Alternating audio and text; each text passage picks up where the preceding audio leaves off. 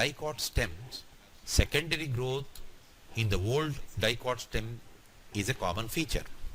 And this growth, as we have seen, takes place in a systematic manner, first within the stele and next outside the stele. Thus, the formation of the secondary tissues within the stele and outside the stele means intrastellar secondary growth and extrastellar secondary growth by the addition of the secondary tissues by the vascular cambium and the cork cambium constitutes complete secondary growth. And hence, to define what exactly is secondary growth in the dicot stem, we can state that it is the growth in the girth or circumference of a dicot stem due to the activities of vascular cambium within the stele and cork cambium outside the stele by producing secondary tissues in the dicot stem. In monocot stems, there is no secondary growth, it is stated. However, as the very subject biology is a subject of exceptions, some of the monocot stems do exhibit secondary growth. And here, there is no vascular cambium.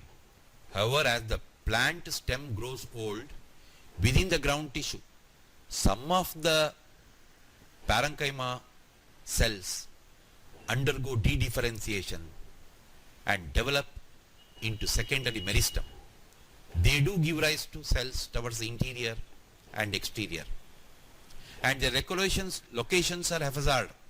There is no regularity in the formation of these secondary meristems within the monocot stem. However, as they become active, the outer surface of the monocot stem becomes rather irregular. Such a type of secondary growth found in monocot stems is called anomalous secondary growth.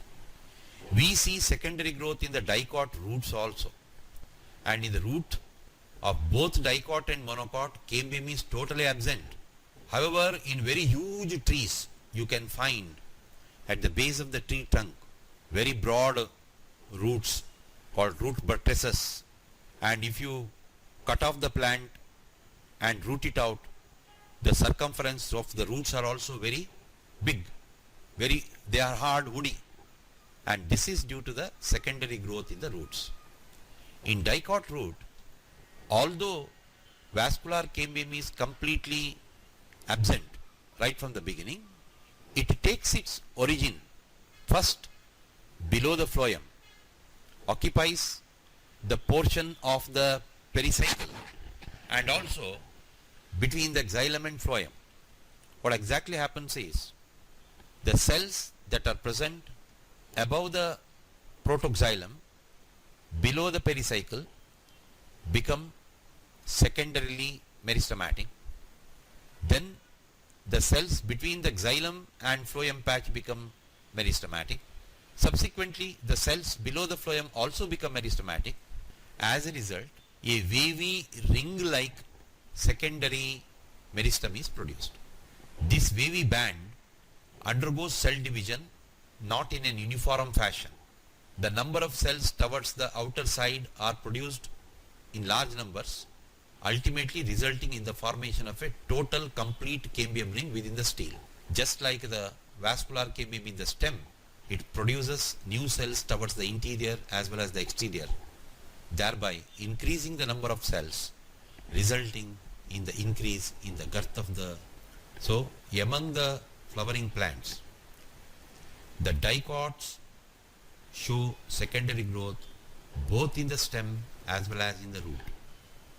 Whereas in monocots, we do not come across secondary growth. However, there are exceptions of plants like Dracena of the family Liliaceae, which shows anomalous secondary growth.